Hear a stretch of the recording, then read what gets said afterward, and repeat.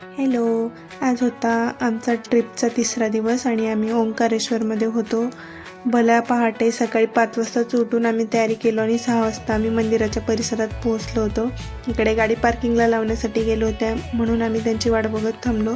नंतर निघालो दर्शनासाठी.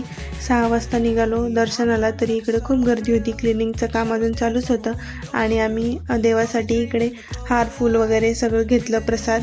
झुला पूलवरून आपल्याला मंदिराकडे जाण्याचा रस्ता आहे. नर्मदा नदी जी आहे त्याच्या काठाशी वसलेलं हे ओंकारेश्वरचं मंदिर.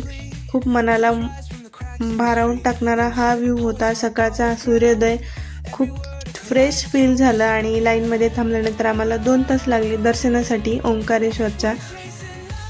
खूप गर्दी होती सकाळी 6 वाजता, पण त्यासाठीच आम्ही लवकर गेलो तरी खूप गर्दी होती आणि लाईनमध्ये थांबल्या वरतून हा व्ह्यू दिसत होता. बोटिंग वगैरे सगळं. आम्हाला पण बोटिंग करायची इच्छा झाली आणि आम्ही बोटिंग करण्यासाठी बोटमध्ये बसलो. मला तरी पाण्याची खूप जास्त भीती वाटते. म्हणजे पाण्याच्या साईडला मी थांबलेले असेल काठावर आणि पाणी जर वाहत असेल तर मला असं वाटतं की मी पण त्याच्यासोबत वाहत जाणार आहे आता. आणि हा शंकराचार्यांची मूर्ती तिथे होती. त्या बोटवाल्याने आम्हाला सगळा परिसर फिरवला नर्मदा नदीचा आणि तो फिरण्यासाठी आम्हाला अर्धा तास लागला. आणि हे मंदिर दिसत होतं नदीमधून. खूप छान वाटत होतं. नवीन काहीतरी एक्सपिरियन्स होता, पण भीती पण तेवढी जास्त वाटत होती मला. दर्शन खूप छान झालं आणि आम्ही नंतर ममलेश्वरच्या दर्शनासाठी निघालो. इकडे पण खूप गर्दी होती सकाळी 8 वाजताच.